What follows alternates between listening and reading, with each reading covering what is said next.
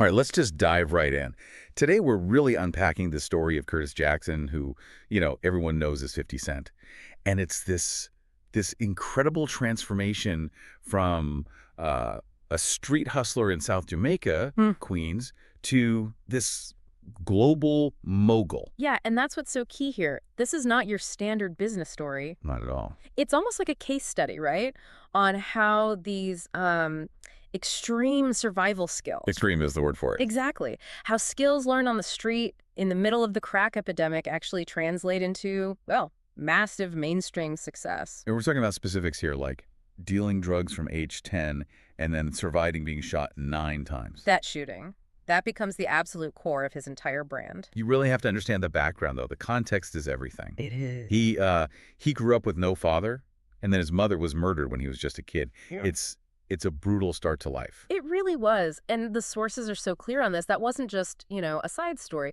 That experience was his education. His business school. It was like his MBA, but the stakes were literally life and death. He talks about learning business skills, but what does that really mean? Right. What kind of skills? Well, think about it. It's cash flow management, it's supply chains, it's high-speed risk assessment. All while dealing with things like police raids and possession charges constantly hanging over your head. Precisely. The kind of pressure that, no CEO is ever going to face in a boardroom, that astronomical risk tolerance he developed is key.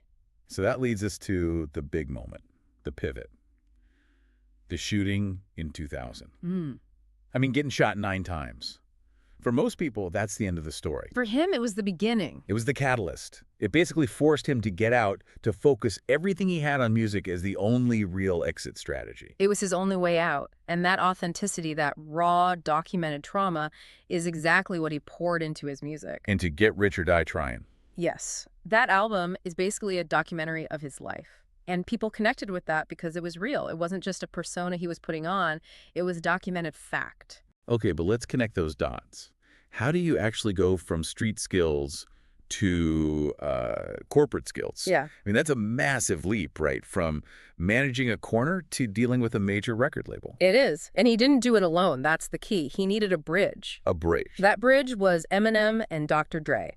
They provided the, let's call it, corporate infrastructure. The legitimacy. The platform.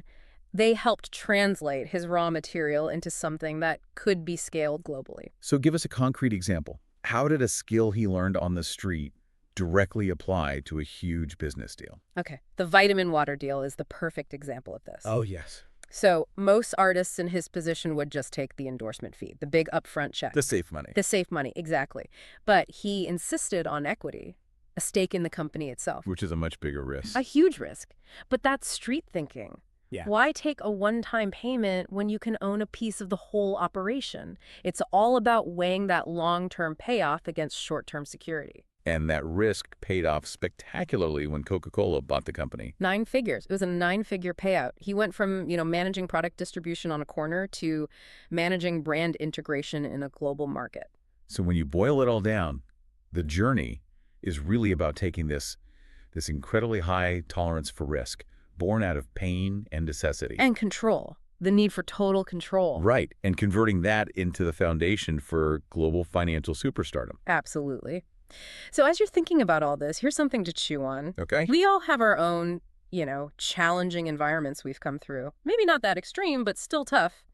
So think about it. What's that one unconventional skill you learned from a difficult situation? That high-speed risk assessment or that need for vertical control? That might actually be the most powerful, the most transferable asset you have in a completely different, more conventional setting.